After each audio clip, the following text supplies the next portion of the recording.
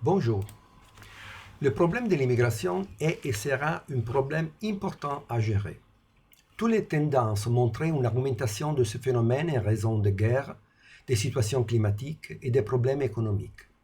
Il y a beaucoup de confusion autour de ces phénomènes et tout le monde a des suggestions, la plupart du temps inapplicables.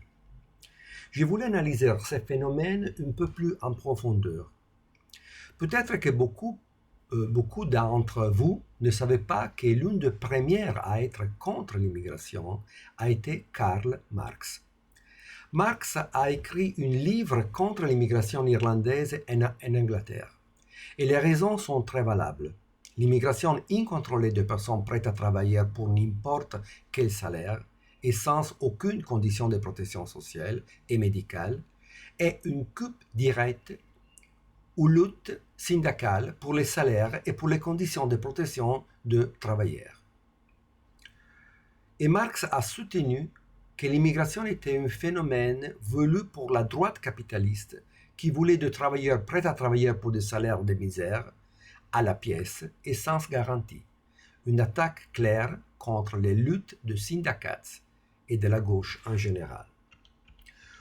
Aujourd'hui, pourtant, on assiste à une gauche favorable à une immigration incontrôlée, revendiquant le droit de chacun à pouvoir aller où il veut. Ils ne savaient pas que la majorité de ces immigrants sont issus de cultures très traditionnelles, absolument opposées à des questions telles que l'indépendance des femmes, l'homosexualité, l'inclusion, la liberté religieuse, etc., pour laquelle la gauche soutient une immigration qui lui est culturellement hostile. En fait, les plus déterminés contre l'immigration illégale sont les immigrés légaux. Est-il en raison? Si j'ai fait toutes les bonnes choses, j'ai obtenu les documents réguliers, je n'ai commis aucun crime, et je suis entré légalement dans ce pays, pourquoi devront-on régulariser quiconque fait toutes les choses irrégulières et entre illégalement? Et ici, il faut distinguer les immigrés réguliers qui respectent les flux migratoires du pays d'accueil, qui ont fait la fortune économique de pays comme les États-Unis ou la Suisse, et les immigrés illégaux qui ne font que créer un désastre social et économique. Peut-être ne vous êtes-vous jamais demandé pourquoi un immigré entre illégalement dans un pays. La réponse est simple, parce qu'il n'a pas les bons papiers pour émigrer ou parce qu'il a commis des délits. Par conséquent, pour émigrer, il doit payer 4, 5, 6 000 euros à un trafiquant d'êtres humains pour les transporter illégalement dans le pays. En fait, tous les touristes africains peuvent venir en Europe avec de 10 ans et 10 ans de vol international ou de ferry, bien moins cher et sûr que ce qui est payé en trafiquant d'êtres humains. Un immigré illégal ne peut pas travailler dans le pays d'accueil, car il est un immigré clandestin et aucune entreprise ne peut employer un sans-papier qui a commis le délit d'immigration clandestine. En conséquence, ces personnes sont enfermées dans des centres incapables de travailler et pesant économiquement sur la communauté de travailleurs légaux, qui commençaient à détester ces personnes entrées illégalement et qui ne sont qu'un fardeau pour la communauté et non un avantage.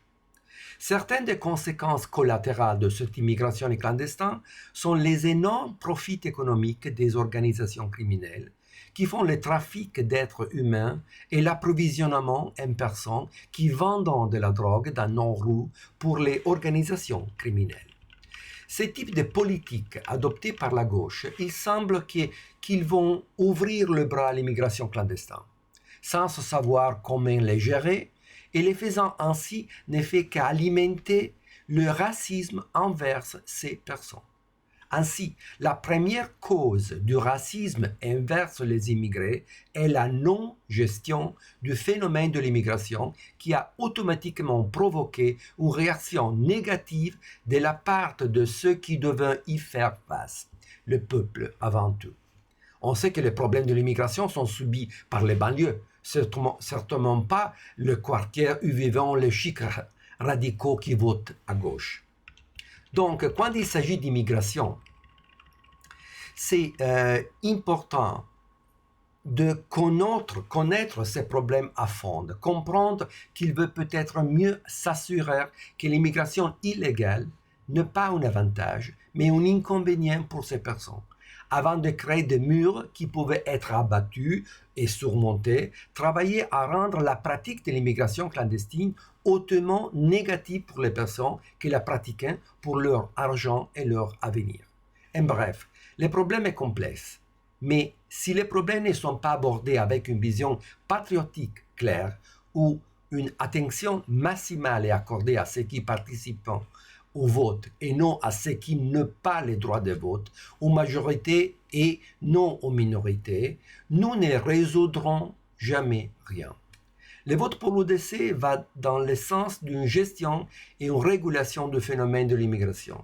Et surtout, c'est une partie qui est à votre service et non au service de ceux qui n'ont pas les droits de vote, ne payent pas d'impôts et n'ont aucune raison d'exiger des règles en leur faveur. Un vote à l'UDC est un vote donné à l'ordre et à la gestion des problèmes qui touchent aussi votre vie personnelle et votre famille. Pensez-y.